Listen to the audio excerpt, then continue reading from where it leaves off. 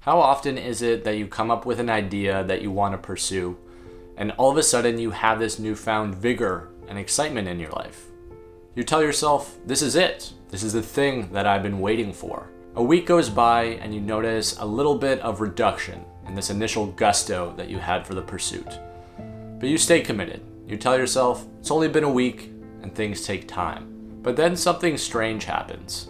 Motivation diminishes, discipline comes to a standstill, and you find yourself deprived of all these high-flying emotions that got yourself to this point in the first place. So what happened?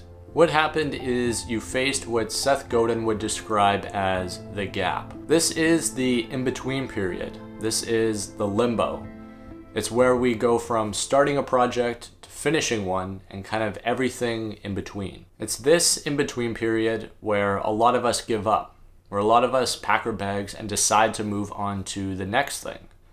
But why?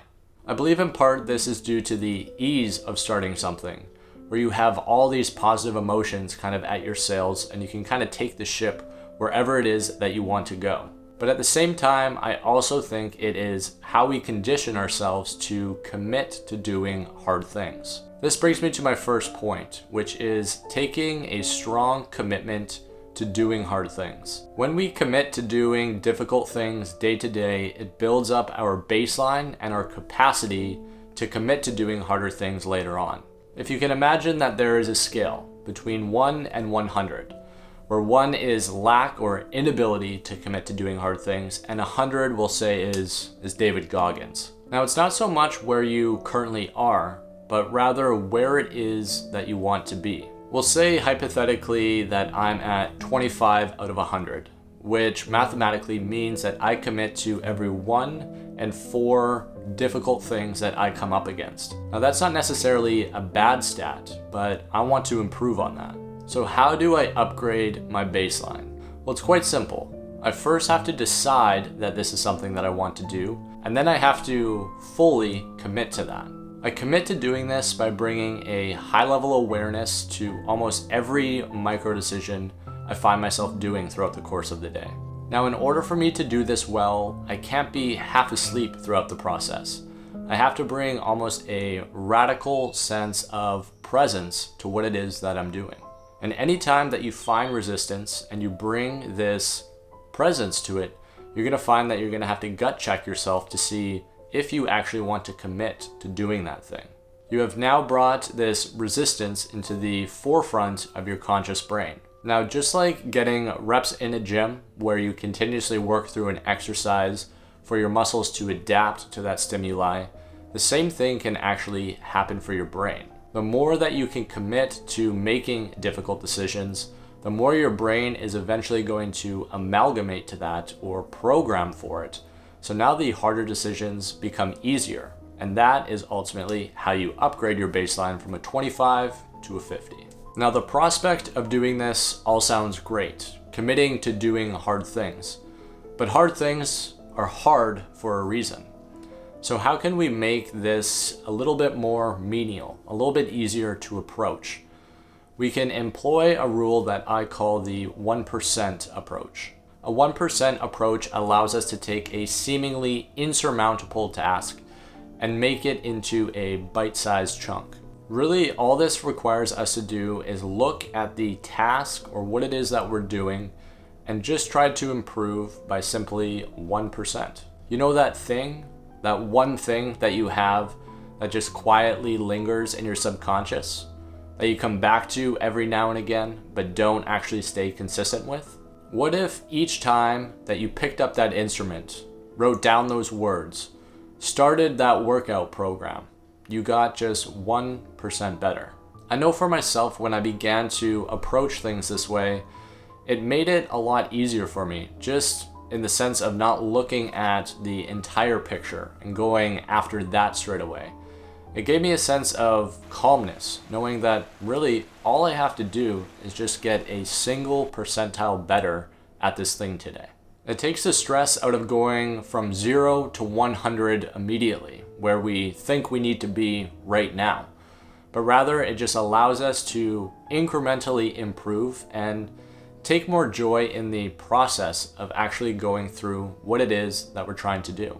And what's great about this whole process is it creates a compounding effect, meaning that if I work away at something 10 times, I'm now 10% better than I was previously. If you do this thing 100 times, you are now 100% better than you were the first time you did it. In the grand scheme of things, working away at something from 1 to 2,000 times isn't really that much. Now, can you imagine being 1 to 2,000% better at that thing that you keep putting off? Now, the next time you jump into that thing that you have a huge wall of resistance up against, just say this to yourself, just 1%. That's all I have to do today. Now, the 1% rule is a magnificent tool, but it is just that. It's a tool. And what good is a tool if we don't sharpen it every now and again? The tools that we wield in life are only as useful as they are used. We have to first be willing and then able to take action. And action, done repeatedly over and over again, creates our final ingredient, consistency. If action was the peanut butter, then consistency is the jelly. And I suppose that makes you the toast in this analogy. But it's a pretty bad joke. Anyways, I'm done with the sandwich jokes, I swear. However, consistency is probably the most important ingredient to this entire equation. Without consistency of awareness, without consistency of the 1% rule, we're really not getting anything done. We're stuck in the gap until something decides to pull us out, or we decide to just move on to the next thing. Consistency works very much like a train. I know, another analogy, but bear with me. It takes an immense amount of effort to get the initial wheels rolling. But once the wheels get rolling, you have this ridiculous amount of force and momentum that gets created.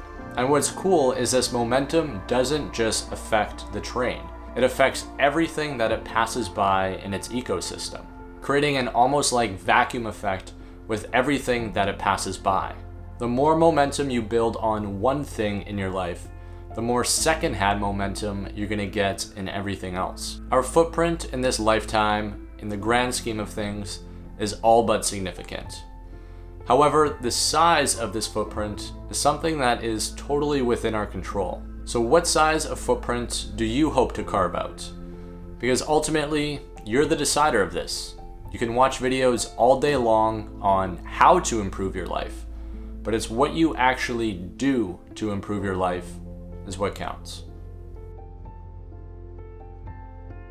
I hope you guys enjoyed today's video around how to make the most out of your life, but more importantly than that, I want you to go out and actually do something about that today. The intention with these videos is to provide you with information, but more importantly than that, I want you to take that information and actually apply it. It's the application of this information that is actually going to make changes in your life, not just the almost mindless consumption that is so easy to get by with today.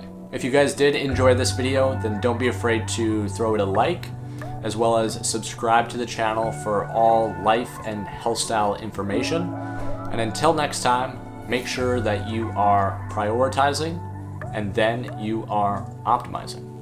I'll see you in the next one. Peace.